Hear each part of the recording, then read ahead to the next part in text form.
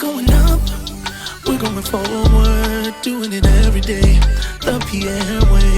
We're going up, we're going forward, doing it every day, the Pierre way. We're going up, we're going forward, doing it every day, the Pierre way. We're going up, we're going forward, doing it every day, the Pierre way. Merry Christmas, everybody! And Happy New Year! It's Robe. And it's Meima. Welcome to the Pierre Way podcast. It's Christmas week, y'all. Hey. Merry Christmas, everybody. No, Merry Christmas. Happy Kwanzaa. We are so excited for the holidays here, and we know you are too. Yeah. And Christmas is such an amazing time of the year, and Christmas music is going crazy. Like, family vibes are going crazy. Everything. The Shopping is crazy. The shopping is crazy. What's on your Christmas list, baby? I have no idea. I know, that's why I haven't shopped yet. Okay, well, you should probably get to shopping. Yeah. I have no idea. Can I tell you what's on my list? Can I tell you one thing on my list? Okay. Okay, I really want a tennis bracelet. Okay. Yeah. So now these people are going to hit me up and say, I get you a tennis bracelet. No, I'm just saying. What's in your Christmas list? Let us know in the comments. Hit us up. Let us know what you want.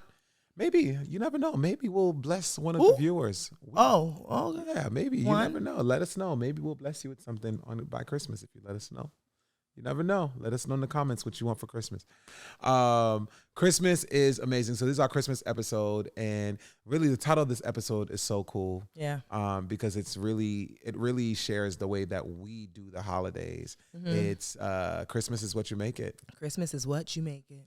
And we got there because when we first got married, we did not know how much of both of our families and cultures were going to clash.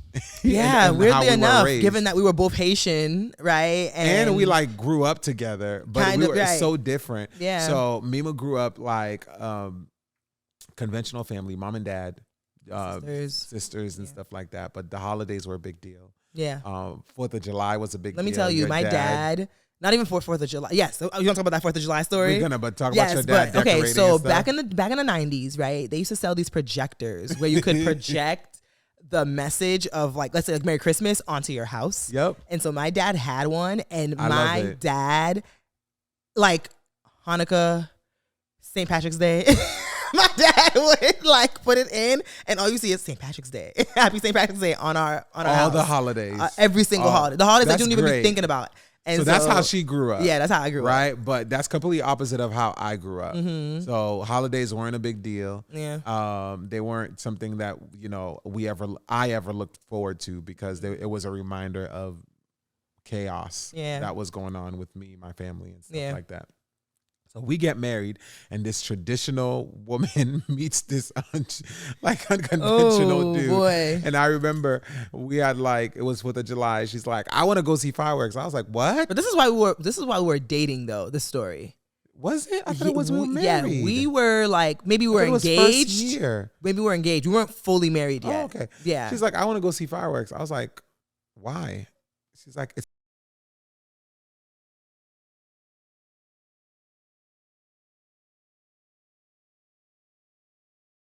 we are married. You were like, married? we need to go. Yes.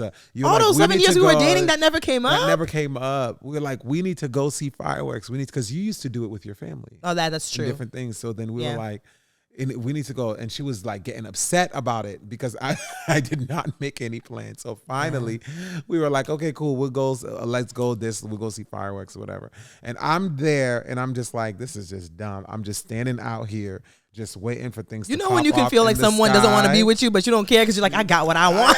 And Meima is like a little girl inside. She's so happy about the fireworks. And she's like, they're happening. She's like on her phone and she's excited. Yeah. And it made her so excited because it brought her back to just the memories of her as a little girl and her family and all these. And I remember I was like, man, after that experience, I was like, I need to get it together. It must have been our first year. Yeah, because I was like, I almost robbed my wife of this like beautiful experience because I didn't have it and because I didn't cherish it or value it enough or even know about it. And so that really began to dictate how we do holidays in our families. Right. And one of the things that was really important to us is that we made the holidays what we wanted to make them. Right. And so we started our own traditions and it was really like special to us in different things. So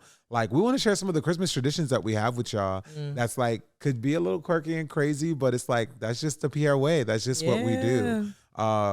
So one of the ones we'll share is you want to talk about just sleeping in the living room? Yes. So is this just for Christmas? I think we do this. So every Christmas, and it depends. Sometimes it's Christmas Eve, sometimes it's Christmas Day. That's true. But every Christmas like season we're celebrating, we blow up mattresses. Yep. We put them in our family room in front of the TV, and we all sleep there. Like all of us, the kids, we get the pajamas. Yes, like the matching PJs. So we have to have the matching PJs, and we watch Christmas movies. And there's what do we eat? Oh, what, milk and cookies? No, well, the kids don't want about Chinese food. Oh, yeah. Okay. Chinese food was our specifically fried plantain and chicken wings. Listen, okay? Like on deck. That's what we had. And so, every Christmas, I think it's Christmas Eve or Christmas, like, days to the evening, we do that as a family. And we watch movies. Like, the kids get to pick a movie. We pick a movie. We sleep. We eat. We have a grand old time. And it's just so much fun. I don't know where that came from. Oh, I'll tell you where it came from. Okay. It came from a lot of places and a lot of things. The very first thing is that our first year of marriage, we had nothing to do for Christmas. We couldn't go out. We were broke. And so we didn't go out for to a nice restaurant or anything like that. And we weren't doing anything with our families. And I remember you were like, let's do something. And I remember we had a guest room and we did not have, we had a 3-bedroom apartment, but the rooms were empty because we didn't have money to furnish it. Right. So we literally had a bed frame that was left there. And we bought a blow-up mattress and put it on the bed frame and covered it up and made it feel nice. So when people came to our house, they thought it was a bed that was there, but it was a blow-up mattress. And so what we did was we took the blow-up mattress, put it in the living room, and then we ordered Chinese food. We were we ordered Chinese food. Yeah, we ordered Chinese food, and it came from this place of lack. Wow. Like that whole thing, it came from a place of lack. Like we didn't have a real guest room. We were buying a $40 or $50 air mattress from Walmart. People were coming to our house to stay. We're like, yeah, you could stay in the guest room. They get on the bed. They're like, wait. They're like, this is set up like a real bed, but it's an air mattress. And then, we ordered Chinese food because we didn't have money to go to anywhere fancy around that time. And our families weren't really doing anything. Yeah. And when we did it, we were like, man, every year we should do this just to remind us, this is what Christmas is all about. Yeah. It's about spending time and working with what you have. Yeah. And so it became this beautiful thing where now for Christmas, we can go anywhere we want. We could eat anything we want, but we still choose to do that. I mean, I remember, I think it was your sister's wedding a couple of years ago. She got married around the holidays. Yes, 2 days before Christmas. Yeah, literally, she got married 2 days before Christmas. And we were did the wedding and rushed to come back home. We want to be home because we were we want to be home for Christmas. There's just something sweet and special about that. So that's definitely a tradition and for that we us, have. for me, for where my Christmas and all that stuff in the past, it's the fact that we have a home that I want to go to for Christmas is amazing. Yeah, because growing up, it's I didn't. Right. You know what I'm saying? Right. It was and I think it's not until I got older and more into my adulthood or senior year of high school where my family really we started to do certain things together and to make it special. But as a kid, that didn't happen. And so it makes home feel even more special. I have my family be like, yo, let's go to Disney. Let's do all this stuff for Christmas. Let's travel. I was like, you can miss me. Christmas is going to find me at my house. Yeah, no. I want to be home. I want trees up. I want my kids to it's time to be home. And that all stems from pain. Yeah. Those decisions stem from pain. And I think that's one of the things we wanted to share with everyone that watches the Pierre Way or that listens to the Pierre Way podcast is that whatever pain or heartache you may have had around Christmas, Christmas is what you make it. take that and make it special. Yeah. Take that and make it special. And the traditions don't have to be the traditions you see on the Hallmark Channel or the traditions that everybody do. Like everybody's not getting their air mattress and figuring out and sleeping on it on Christmas Eve or whatever. But like we made something that was painful, a space of lack into something special. And I think a lot of times the holidays can be ruined for people because of what they don't have. Yeah, right. What they wish they could have, and because of comparison, you know, you're on socials and you see, oh my God, this person's getting engaged on Christmas, and this person is celebrating Christmas with their family, and look what this person got. It's so much comparison that's happening, and you could get lost in that. And so don't get lost in the lack. Don't get lost. I think that's so good to say, because even for us, like obviously, like we have social media. So like on our holidays, our Christmases, our Thanksgivings, like we like take pictures and videos and post us sitting in the living room and watching movies. And people always are like, oh my God, your family has so much fun. That's so cool. That is so And so true. I think it's interesting to say that, because now when people see us posting, they know the story behind what is happening on that Christmas day. It came from a space of lack. It came from a space of we had nothing and we made something out of it. Yeah. And now that's what we love to do as a family. I think there was one year where I was being like a crazy person and I was like kind of sad on Christmas. I wasn't sad, but I think when we get around each other and our families, we act so crazy on Christmas. It's the most ridiculous thing. Yeah. It's like, why do y'all act this wild? But that's like, for me, I act crazy, laugh, get loud, do all those things. It's just like, part of me is feeding that lonely little boy inside. And I think God gives us these opportunities to redeem the years in our adulthood when we have the ability to make these choices. And so just because you had bad Christmas experiences in the past doesn't mean you have to have them in the present. Like feed that little girl, feed that little boy inside that has gone through all that in your present day and all that. So those are some things that we do around the holidays. That's just like another really thing cool. we do around the holidays, I think, which kind of ties into what you just said about feeding like the little boy and little girl inside of you. So we're big actually on hosting people around the holidays. So and I think this is more so part of your story than it is for mine, but we know that like being in the Boston area, there's a lot of people who are here who come for school. Right. And we go to a church that, there's a lot of those students who come here for school. And sometimes if you're a student or you've been a student, it can be difficult for you to go home around the holidays, whether it's you can't afford it or maybe you don't have family to go home to, or, it's just not convenient. And so what we started doing when we were youth and adult pastors was hosting people around the holiday season. And so whether it be on Christmas Day night or Christmas Eve, or even for Thanksgiving, we would have people over and just like kick it with us. Come watch a movie, come eat, come laugh, come chill. Hosting. Like you need something to do on Christmas, come out. And what we also do is that even people who have family, we've become like a space where people come after. Yes, because we know Christmas can really highlight a lot Sometimes of trauma. Sometimes family can be a lot. It could highlight a lot of trauma, or there are some people whose families like, I got to work. I ain't doing nothing. And so we've become that space where it's like, no, come kick it. Come be with us and like come enjoy, come laugh and all that. So if you have an environment that is peaceful, safe and fun and things like that, like think about, it doesn't have to be on Christmas Day, whenever you're comfortable with opening your home and just spending some time with someone because you never know what that's going to do for them. And if you are alone, like, don't be afraid to share it with people who you know and trust, and being like, hey, can I come? Because that's actually what happened to some people. Is people would be like, hey, like, can I come through like on Christmas or Christmas Eve? And I would be like, when we were dating, that was what I did. That is what you did. A lot of my Thanksgiving, a lot of our Christmas, like I went to your family and I got to vicariously enjoy the health of that holiday with you guys, like how special it is.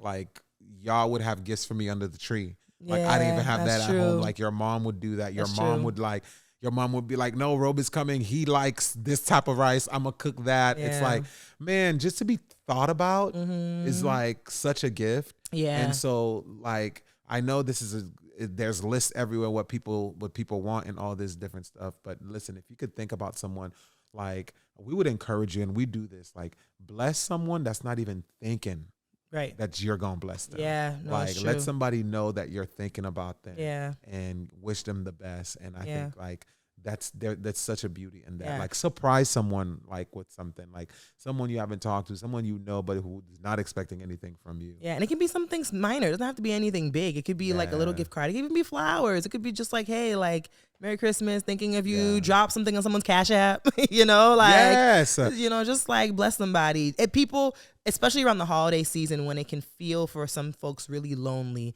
People like being thought of.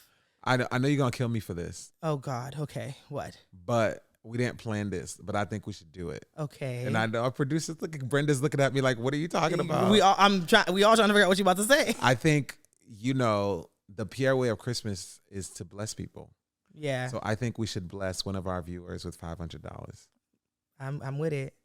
Spirit of giving. Spirit of giving. Spirit of giving. So if you want $500, you want to be in the winning.